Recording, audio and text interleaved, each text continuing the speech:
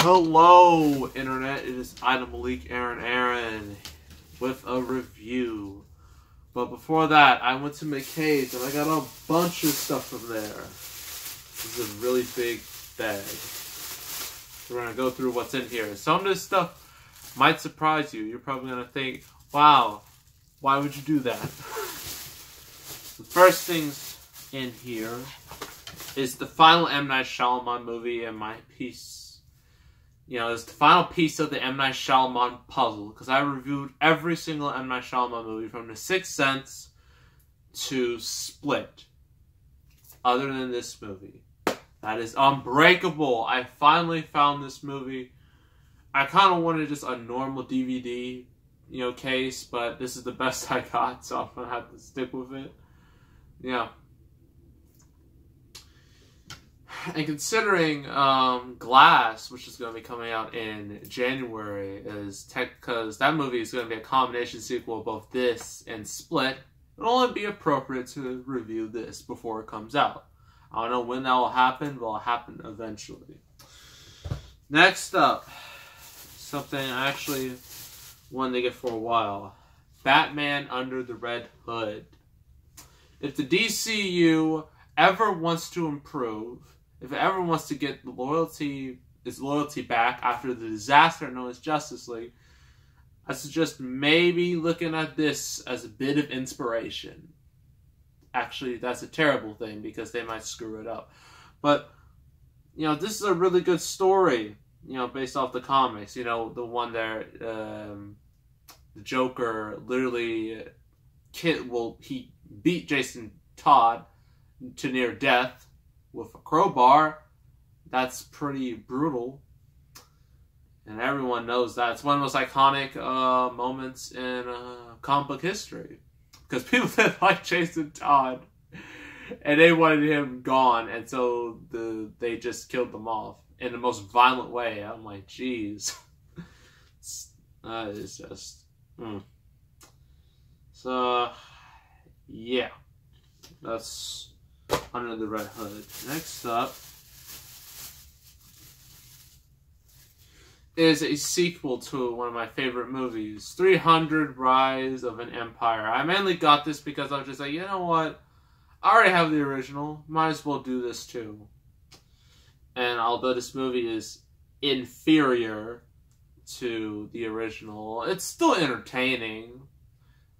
It's not a bad movie, but it's not as good as the original. Because the original was amazing and had meme-worthy quotes, particularly the "This is Sparta." Amazing quote. Nothing in this movie tops it, but it's still a fun movie. I got 3 video game movies, mainly because video game movies have becoming. There have been more video game movies now than the last 10 years. They've been coming out left and right, and they're putting big budgets on these things. They want them to succeed, and they're getting closer and closer, so close to being good. They are almost there. Rampage was just this close to being considered good. Maybe Detective Pikachu couldn't do it, but I got 3 that are. Well, one spawned a very successful franchise. The other 2 did not. First up, we have Resident Evil. And before you say anything, are you going to review all of them? I don't want to. That's too many. That's 5. This is a 6-movie series. That is too much. That's just ridiculous. And I don't feel like doing that. But this is considered the best one of the bunch. Even though the whole Resident Evil movie series is basically Resident Evil fan fiction, it doesn't really, it makes references to the games, but it's its own little story, and it has Alice, who's just, is a made up character, and it's kind of ridiculous. But this is the best of the bunch. I might review this. Next up is a infamous movie, Doom with The Rock. This was long before he, his Fast and Furious fame. he was still new to this Hollywood thing, and this is one of the movies that came out of it. But he does turn into a monster at the end, so that should be fun. Yeah, I played Doom. I played the reboot, which I have right here. I played this version of Doom. These two are not the same. They are not connected at all. This was in 2005. This is 2016. This is the reboot that everybody loved. So, yeah. This could either be a bad time or it could be a stupid time. But I know there is a scene where they go into first-person mode, which is actually a nice little nod to the game. So, at least that's that. Finally, in our video game movie thing, Max Payne. I've never played Max Payne in my life, but I know for a fact that that game is a lot better than this. Because this stars Marky Mark, Mark Wahlberg, and that's actually important. It's actually ironic. Actually, not ironic, it's convenient that I'm actually doing this because I'm about to review The Departed, which also has Mark Wahlberg. So, yeah, 2008 was not the best year for Mark Wahlberg. First he was in The Happening, then he was in this, so not a good look for him. Last, and definitely not least, I have not one, not two, but a trilogy of movies. Some of you will probably think I'm an insane person, but here we go. Oh boy. I have Star Wars, everybody. You're probably thinking, oh, you bought the original trilogy. Nope. I betrayed you all. I bought the prequels. Episode 1, Episode 2, and Episode 3. You're probably thinking, you are an insane person. Why would you buy all these? And I'm just like, well, I need some, if I'm going to do Star Wars reviews, I'm going to have to go from the chronological order, but then people would be like, well, Rogue One, you can't forget about Rogue One or Solo. I already reviewed those. I reviewed Solo in a live stream. I reviewed Rogue One a long time ago. I also did the Force Awakens review a long time ago, and I did Last Jedi when it came out. I might buy it on DVD for I'm thinking about buying movies I already did reviews on from the theater, do re-reviews, just to review it again, see if, because those reviews are mainly just first reactions, they haven't had time to simmer through it. Yeah, this should be real fun doing, because Star Wars is kind of self-imploding right now. It is a real bad situation, especially with Solo. Solo bombed horribly worldwide. It did so bad. And there's all these excuses going around. Oh, fatigue. Oh, Memorial Day. Oh, this and that. When they just don't realize that the fans were just like, you know what, Kathleen Kennedy? Screw you. We're not going to listen to you anymore and your stupid stuff. We are going to ignore your movie. And that's what they did. So let's hope Episode 9 isn't the death of Star Wars. Because if it is, that'd be really, really sad. And everyone thought this was going to be the death of Star Wars. But nope, it kept going on. And here we are. Sad. It's a real sad time. So that's all the movies I got. It's quite the collection of mostly lackluster affair. These are mainly just fan movies, the type of movies that, have fan bases and whatnot. You got your Batman, Star Wars, 300, video games, and my Shyamalan. Yeah, that's a lot. So, the real review is The Departed, starring my boy, Leonardo DiCaprio, Jack Nicholson, Matt Damon, and Mark Wahlberg. This is from Martin Scorsese. I reviewed, what movies I reviewed of his? Oh yeah, I did The Wolf of Wall Street, a super duper duper inappropriate movie that should never be seen by children. And most of his movies just shouldn't be seen by children, period. Except Hugo. that can be seen by children because that's a children's movie. Everything else he's made, no. Don't do it. So, yes. This is one of the many collaborations between Martin Scorsese and Leonardo DiCaprio. And the two have quite the friendship. And this is actually a remake of I forgot, I think it was a film from Hong Kong, Internal Affairs. This is a US remake. So that's a little fun fact for you. And domestically, this is Martin Scorsese's biggest hit. Worldwide, it's Wolf of Wall Street, but it's another little fact for you. So, read in the back. If you want to read it, or if you don't care, whatever. So, rookie cop Billy Costigan, Leonardo DiCaprio, grew up in crime. That makes him the perfect mole, the man on the inside of the mob run by boss Frank Costello, Jack Nicholson. It's his job to win Costello's trust and help his detective handlers, Mark Wahlberg and Martin Sheen, bring Costello down. Meanwhile, SIU officer Colin Sullivan, Matt Damon, has everyone's trust. No one suspects he's Costello's mole. Great way to go with a spoiler alert. Dang, that's not me. That's what it says on the back of the cover. So blame the cover. Don't blame me. How these covert lives cross, double cross, and collide is at the ferocious core of the widely acclaimed The Departed. It won a couple Oscars: Best Picture, Best Director, Best Screenplay. So that's pretty cool. That's actually a first for Martin Scorsese because the Academy didn't like Goodfellas, even though everyone did. They didn't like it because of all the cursing. But now we live in a different age. You can curse as much as you want, and you can still get an Oscar, as this movie proves. This movie has quite the language.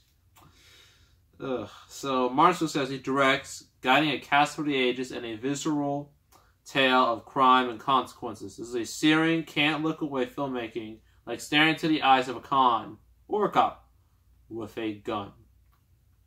Yeah, this movie has one of the best casts I've ever seen. Martin Scorsese definitely outdone himself with this cast. So, you got, Frank Costello, Jack Nicholson. He's a mob boss, right? He's the antagonist, technically, but at the same time, you kind of like his personality. He's like one of those guys that, he's like one of those antagonists where, like, one moment you're just like, I hate you, and then another person is just like, but you're just so entertaining. Doggone it. What am I gonna do? So, yeah. That's the thing about Jack Nicholson's character. He's very, he's